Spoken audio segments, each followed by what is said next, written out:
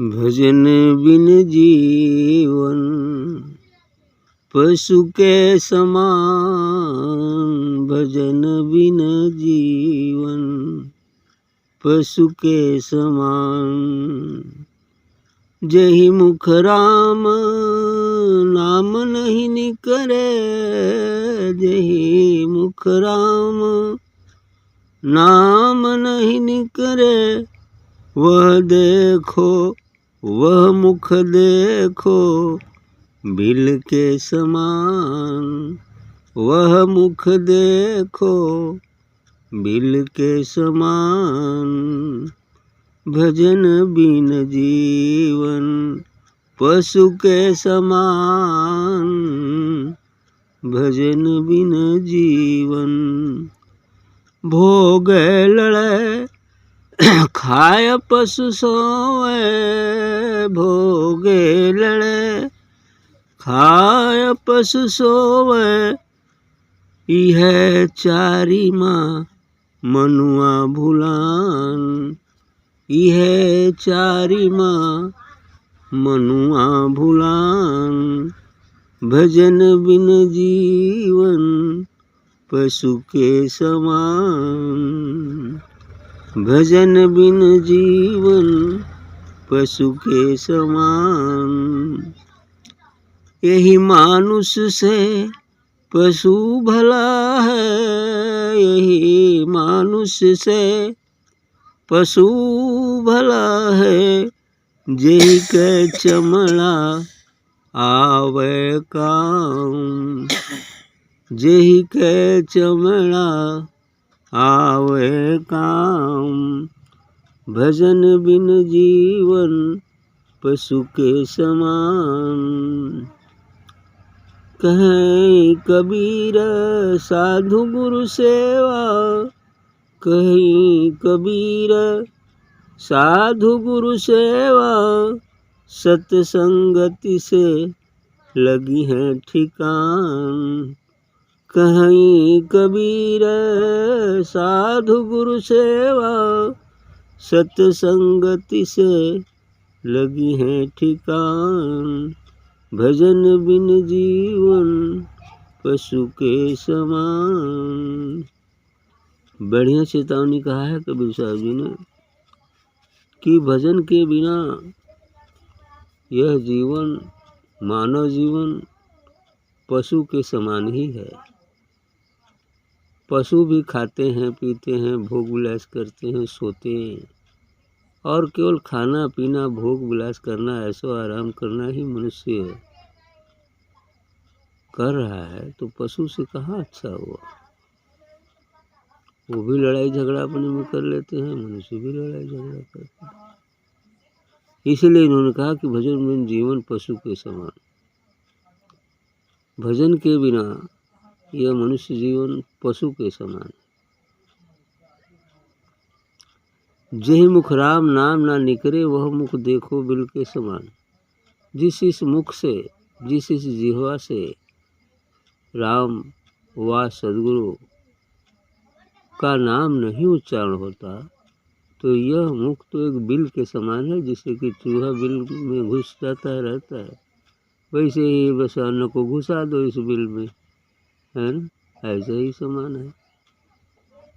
यदि उसमें राम सद्गुरु परमात्मा रमता है, सो राम घट घट व्यापी राम, कण कण व्यापी राम, अर्थात वह सद्गुरु वह परमात्मा का नाम यदि मुख से जिह्वा से नहीं निकलता है, तो यह मुख तो एक होल के समान है, बस और कुछ नहीं।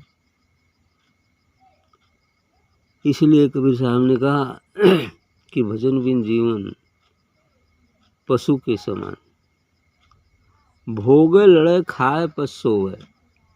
पशु भी भोगता है, भोग भोगता है, खाता है, आपस में पशु लड़ते भी हैं। कभी कभी लड़ाई देखे हैं, दो सांड यदि लड़े तो भैंसे आगे लड़े तो फिर जान पर खेल कर लड़ते हैं, है ना। इसलिए कहा कि भोगे लड़े खाए पशु सोए।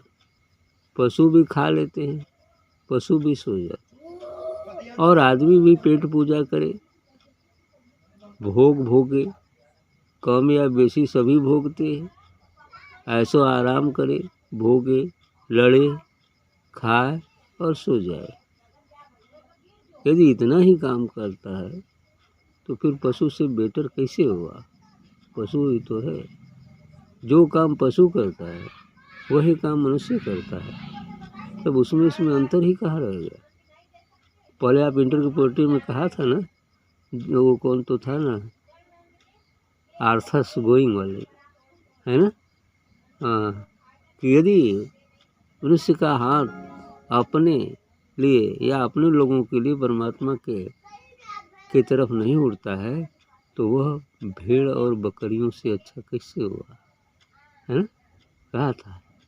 ऐसे ही यही नहीं कि हमारे इंडिया में ही भक्ति चलता है, हर देशों में भक्त होते हैं, संत होते हैं और अपने अपनी भाषा में सभी लोग सत्य का ही संदेश देते हैं।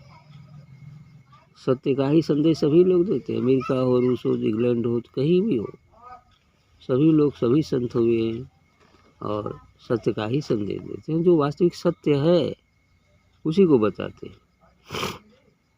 तो यही कह रहे हैं कि भोगे लड़े, खाए और पशु सोए, यही चार में मनुआ बुलान। इसी चार में मनुष्य भी भूल गया। खाओ पियो मौज उड़ाओ, ऐसो आराम करो, कहाँ से पाए कहाँ बटोर लो, चोरी ठगी हत्या करना हो तो भी कर लो।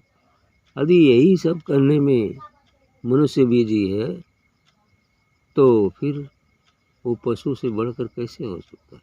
नहीं है। तो इसलिए आगे सीधे कबीर साहब जी कह रहे हैं कि यही मानुष से पशु भला है, यही का चमड़ा आवा काम। कहीं इस मनुष्य से जो पशुवत व्यवहार करता है उससे अच्छा तो वो पशु है जो वास्तविक पशु है, क्योंकि उसका चमड़ा मरने के बाद काम आ जाता है, लेकिन मनुष्य का चमड़ा भी काम ही नहीं है। कहो, उसका तो चमड़ा भी काम में आ जाता है कि जूता चप्पल आराम पहुंचाता है मनुष्य के लिए, और काम आ जाला।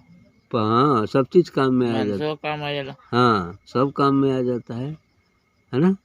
सब उसका काम में आ जाता है कि दूसरे का पेट भर देता है, उर्वरक पैदा करता है और चमड़ा जूता चप्पल बना के मनुष्य को आराम पहुंचाता है। तमाम काम है उसका। ऐसा ही हो जाता है, उसके तो हर चीज़ काम में आ जाता है, लेकिन मनुष्य चमड़ी भी नहीं काम। तो उससे भी क्या गुजरा हो गया कि नहीं हो गया? वो तो मरने के बाद भी परोपकार करता है।